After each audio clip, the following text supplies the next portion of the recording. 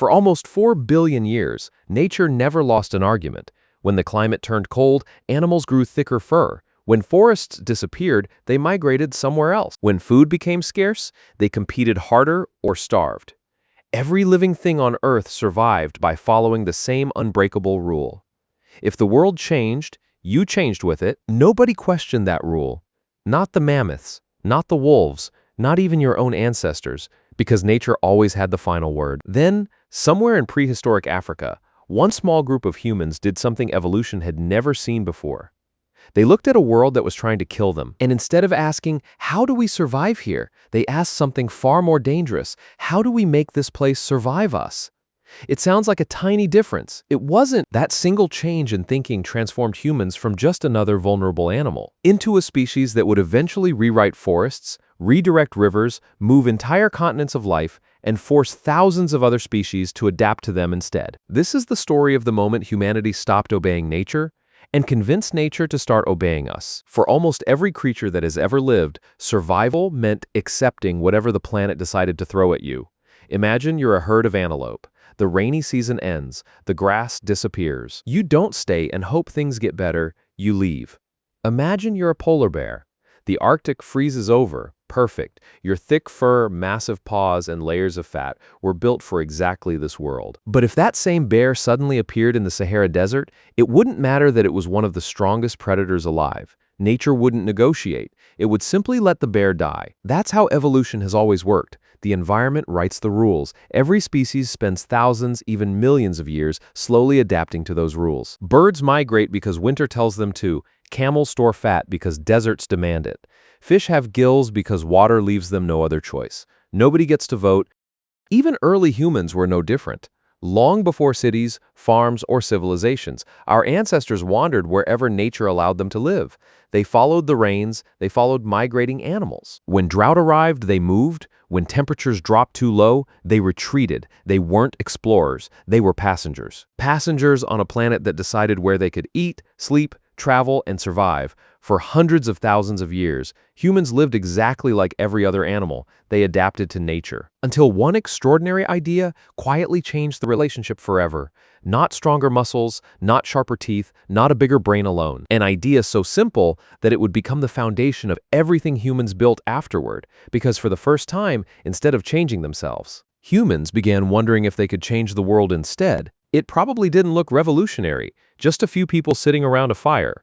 But that fire represented something no species had ever achieved before. For millions of years, cold had been a command. When temperatures dropped, animals moved, hibernated, or died.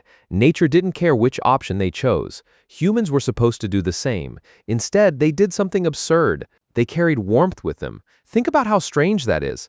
A mammoth survived the Ice Age by evolving thick fur over thousands of generations. A human survived by picking up burning wood and walking into the cold anyway.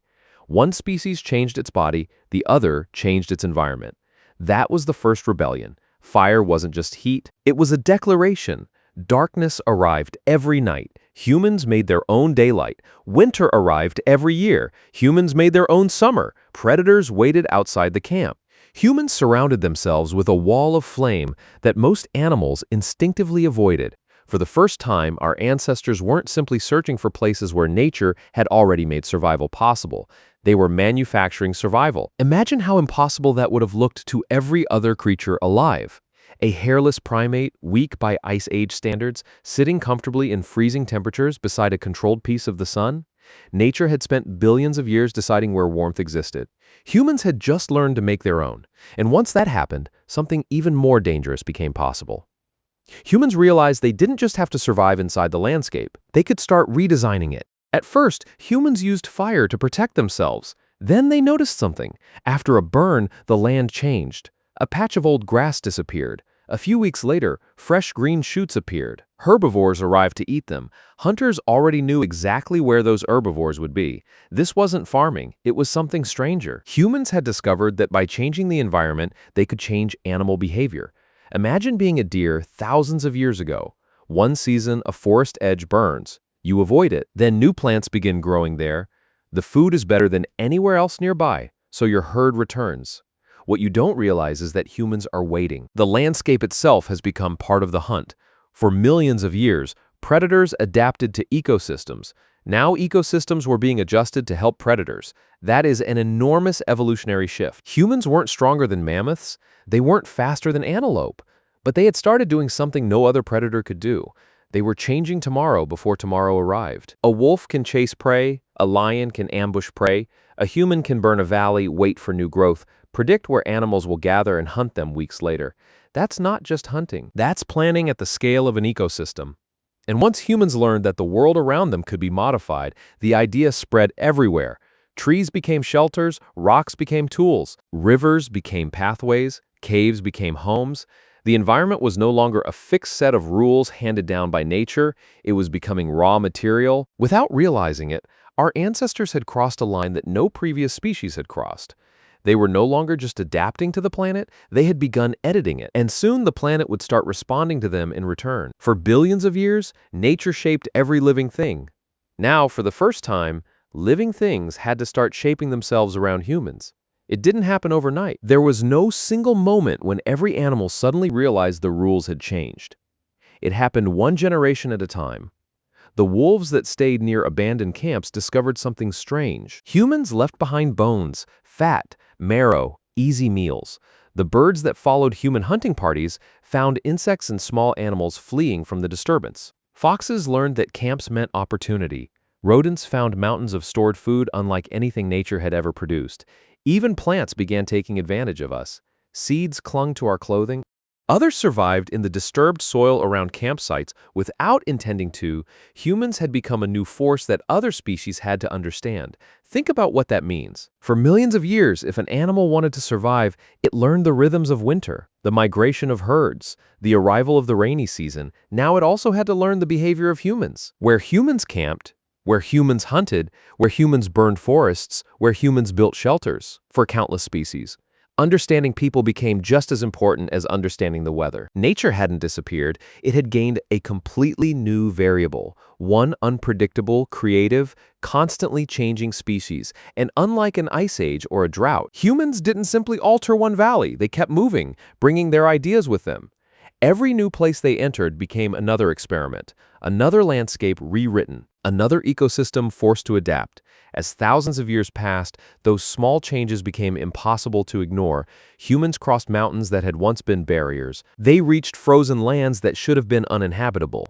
They sailed across oceans that had separated entire worlds.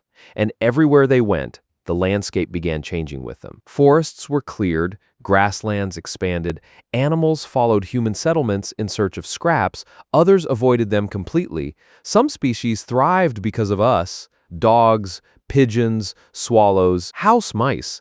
Others slowly disappeared because they couldn't adapt fast enough. The strange thing is, humans never became the strongest animal on Earth. A bear could still overpower us. An elephant could still crush us. A whale could still dwarf us. That was never the point. Our greatest evolutionary advantage wasn't becoming stronger than nature. It was discovering that nature itself could be reshaped. Once that idea existed, there was no going back. Every invention that followed, clothing, agriculture, cities, roads, bridges, ships, was really just another version of the same revolutionary thought. The world wasn't something humans simply lived inside anymore, it was something they could redesign. And in doing so, our ancestors accidentally created a brand new evolutionary rule, one that still shapes every living creature today.